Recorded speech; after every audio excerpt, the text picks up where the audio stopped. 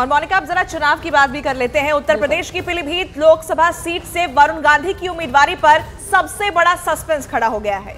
बड़ी बात तो ये है पूजा कि बीजेपी से वरुण का टिकट कट सकता है। सूत्रों के वाले से बड़ी खबर निकल कर आ रही है। और उससे भी बड़ी बात यह है कि समाजवादी पार्टी ने उम्मीदवार की घोषणा के साथ ही वरुण के समाजवादी पार्टी में शामिल होने की अटकलों पर भी विराम लगा दिया है। लेकिन अब खबर यह है कि वरुण पीलीभीत से निर्दलीय दावा ठोक सकते हैं।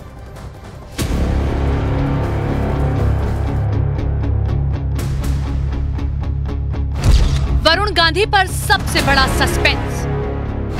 क्या बीजेपी से बगावत करेंगे वरुण गांधी? पीलीभीत पर वरुण गांधी की दावेदारी। उत्तर प्रदेश की पीलीभीत लोकसभा सीट पर सबसे बड़ा सस्पेंस खड़ा हो गया है। बीजेपी के मौजूदा सांसद वरुण गांधी ने नाम की घोषणा से पहले ही दबाव की राजनीति शुरू कर दी है।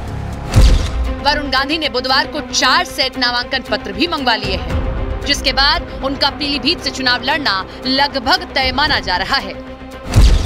बड़ी बात है कि अब तक बीजेपी ने पीलीभीत सीट पर प्रत्याशी की घोषणा नहीं की है और दूसरी तरफ समाजवादी पार्टी ने भगवंत सरन गंगवार को मैदान में उतार दिया है, जिसके बाद वरुण गांधी के समाजवादी पार्टी में एंट्री के चांस पर भी सस्पेंस खड़ा हो गया है। मेरी तो अभी फिरोज गांधी से कोई बात नहीं, लेकिन फिरोज गांधी को अगर टिकट बीजेपी काटेगी तब उसका विचार होगा।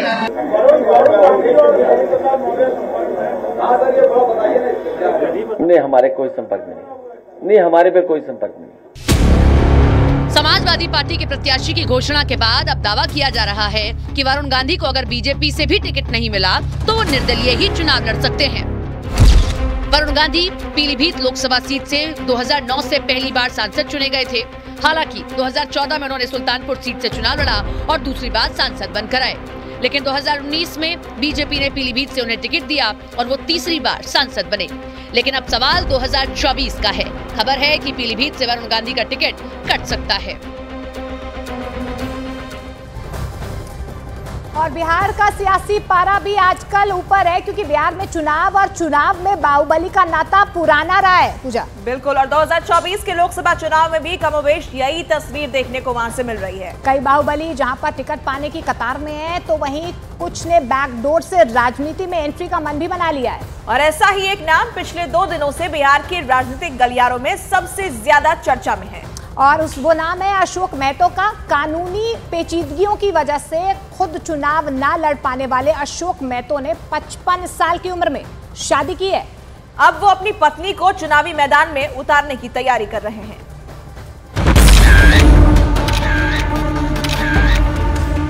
अशोक महतो अपराध की दुनिया का वो नाम जिसकी क्राइम की कहानी से नवादा, पटना और मुंगेर समेत बिहार के कई जिलों के थाने पटे पड़े हैं।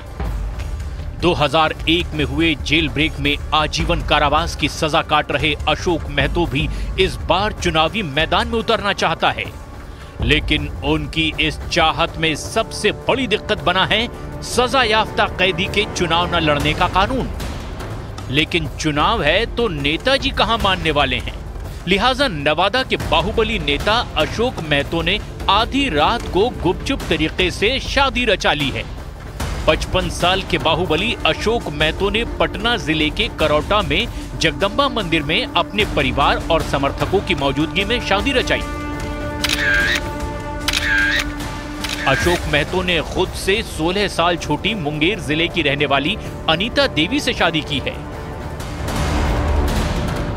खबर है कि लालू यादव के आरजेडी के टिकट पर वो मुंगेर से अपनी पत्नी को चुनाव लड़ाएंगे। हालांकि आरजेडी की तरफ से अभी तक उम्मीदवार और सीटों का ऐलान नहीं हुआ है, मगर ऐलान होते ही बहुत कुछ साफ हो जाएगा।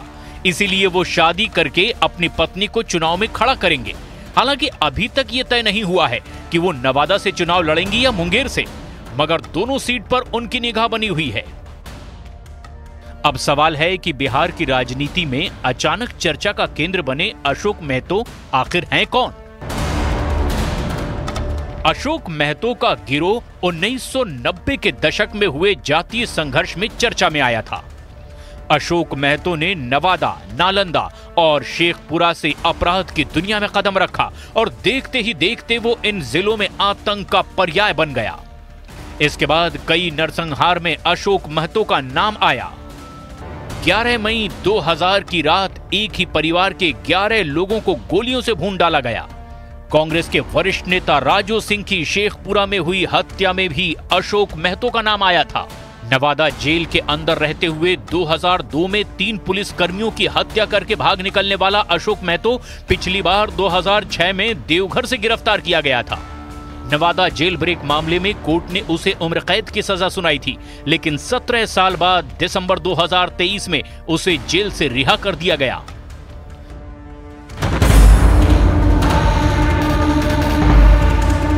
जेल से रिहा होने के साथ ही अशोक महतो चुनाव लड़ने की जुगत में हैं और सियासी पार्टियों से टिकट पाने के लिए आए दिन अपनी ताकत का एहसास कराता रहता है। बीते दिनों अशोक महतो ने मुंगेर में रोड शो भी किया था। अशोक महतो का दावा है कि आरजेडी ने उन्हें टिकट देने का वायदा किया है।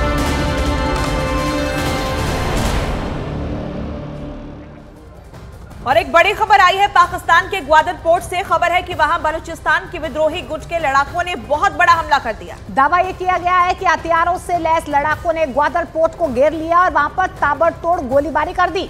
यही नहीं, वहां जोरदार बम धमाकों की भी आवाजें सुनी गई हैं। खबर यह भी है कि इस हमले ने चीन की भी नींद उड़ा दी है, क्योंकि दावा यह किया जा रहा है कि विद्रोही गुट के लड़ाकों ने वहां पर चीन के प्रोजेक्ट्स में काम करने वाले उसके नागरिकों को निशाना बनाया। और इस हमले में अब तक 7 लोगों के मारे जाने की खबर सामने आई है।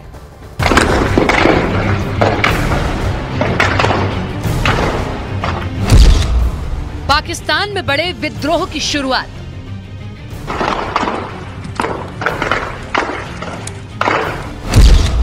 पाकिस्तान के ग्वादर पोर्ट पर बड़ा हमला।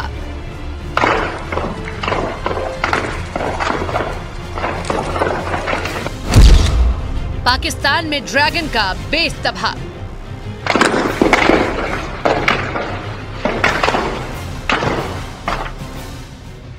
पाकिस्तान के ग्वादर पोर्ट पर हथियारों से लैस लड़ाकों ने बड़ा हमला कर दिया। ग्वादर पोर्ट को घेरकर लड़ाकों ने जबरदस्त गोलीबारी और बम धमाके किए। लड़ाकों ने इतनी ज्यादा गोलियां बरसाई कि पूरा इलाका दहल गया।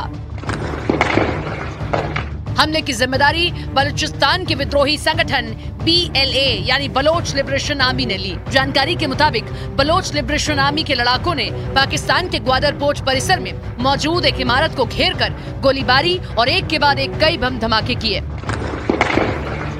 वहीं दावा किया गया कि BLA के इस हमले ने पाकिस्तान से लेकर चीन तक खलबली मचा दी, क्योंकि पाकिस्तान मीडिया के मुताबिक जिस इमारत पर हमला हुआ उसमें चीन के उन इंजीनियर्स के भी दफ्तर हैं जो चीन पाकिस्तान इकोनॉमिक कॉरिडोर प्रोजेक्ट में काम कर रहे हैं। चीन के इस